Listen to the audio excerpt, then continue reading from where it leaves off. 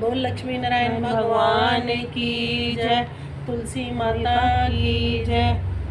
श्रीमन नारायण नारायण नारायण, लक्ष्मी नारायण नारायण नारायण, विष्णु नारायण नारायण नारायण, भजमन नारायण नारायण नारायण, भजमन नारायण नारायण नारायण। बोल लक्ष्मी नारायण भगवान की जय। कार्तिक महात्म की जय। 23वां अध्याय। ये कथा सुनकर ऋषि कहने लगे, हे सूत जी, भगवान के चरणों से उत्पन्न हुई गंगा जी की महिमा कहिए। तब सूत जी ने कहा, हे ऋषियों, जो कुछ नारद जी ने राजा पृथु से कहा वही मैं तुमको सुनाता हूँ। इंद्र आदि सब देवताओं को उत्पन्न करने वाले कश्यप जी की 2 पत्नियां थी। एक अदिति जिसके पुत्र देवता कहलाए और दूसरी दिति जिसके पुत्र दैत्य हुए। देवता तथा दैत्यों का नित्य ही कलह रहा करता था। उस समय विरोचन का पुत्र अर्थात प्रहलाद का पुत्र राजा बलि दैत्यों का राजा था। उसकी सेना अत्यंत विशाल थी। उसने समस्त पृथ्वी को जीतकर स्वर्ग का राज्य प्राप्त करने के लिए देवताओं पर चढ़ाई कर दी। इंद्र के राज्य को चारों ओर से घेर लिया। देवता भी युद्ध करने के लिए बाहर आए। तब अत्यंत घोर संग्राम हुआ। एक दूसरे पर प्रहार करते हुए कई वर्ष बीत गए। इसके बाद दैत्यों का बल चढ़ते हुए देखकर देवता मैदान छोड़कर भागने लगे। तत्पश्चात दैत्यों ने सारे स्वर्ग पर अपना अधिकार जमा लिया। बलि स्वयं इंद्र के आसन पर बैठने लगा।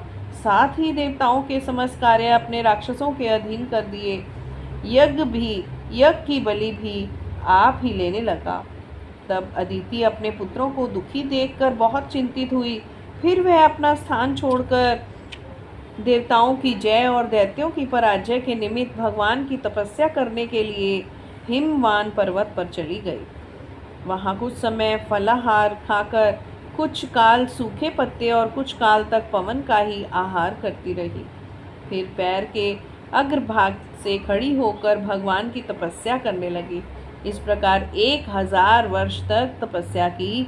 मायावी राक्षस अदिति की घोर तपस्या से चिंतित होकर राक्षसी माया से देवताओं का रूप धारण कर अदिति के पास जाकर कहने लगे कि हे माता, तुम हमारे लिए इतना घोर तप क्यों कर रही हो?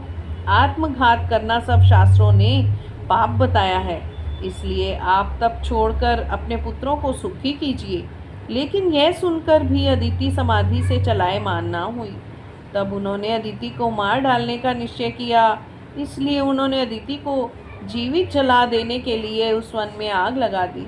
लेकिन उस अग्नि में दैत्य स्वयं जल गए। अदिति को किसी प्रकार की हानि नहीं पहुंची और ना ही उन्हें इसका कुछ पता चला, क्योंकि भगवान ने अपने चक्र सुदर्शन से अदिति की रक्षा की। बोल लक्ष्मी नारायण भगवान की जय। ओम नमो भगवते वासुदेवाय। ओम नमो भगवते वासुदेवाय।